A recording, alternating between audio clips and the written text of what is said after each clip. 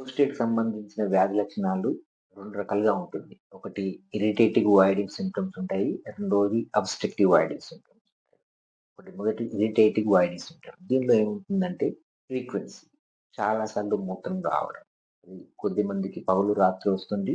కొద్దిమందికి రాత్రుళ్ళు ఎక్కువ సార్లు పోవడం జరుగుతుంది. నంబర్ 1. Number 2 urgency. మూత్రం వచ్చిందని మనసుకు రాగానే వెంటనే బాత్రూమ్‌కెళ్ళాల్సొస్తుంది. దీన్ని అర్జెన్సీ అంటారు. Number 3 urgent incontinence. అంటే కొద్దిమందికి బాత్రూమ్ పోయేంతలో, టాయిలెట్ పోయేంతలో మూత్రం పడిపోయేటువంటి అవకాశం ఉంటుంది.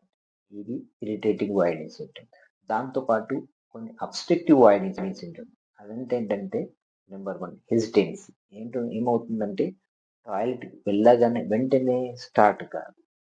మూత్రం స్టార్ట్ కావడానికి 2, 3 సెకన్లు గాని, కొన్ని ఎక్కువ సెకన్లు గాని తీసుకునే అవకాశం ఉంటుంది. దీన్ని హెసిటెన్సీ అంటారు. నెంబర్ 2 మూత్రం సన్నగా రావడము, ఆగుతూ రావడము. దాంతో పాటుగా మూత్రం పోసిన తర్వాత పూర్తిగా పోయలేదని ఫీలింగ్. ఇంకా మూత్రం సంచిలో ఉన్నటువంటి భావన వాళ్ళకుంటుంది. ఇన్‌కంప్లీట్ వాయిడింగ్ అంటారు. ఇది కూడా మన ప్రోస్టేట్‌కి సంబంధించిన వ్యాధి లక్షణం. దాంతో పాటుగా మూత్రం పోసిన తర్వాత మళ్ళీ కొద్దిసేపటికి మూత్రం రావడం జరుగుతుంది. ఇది ప్రోస్టేట్ వ్యాధి లక్షణం. దీంతో పాటుగా మూత్రంలో మంట రావడము, కొంతమందికి మూత్రంలో రక్తం రావడం కూడా జరుగుతుంది.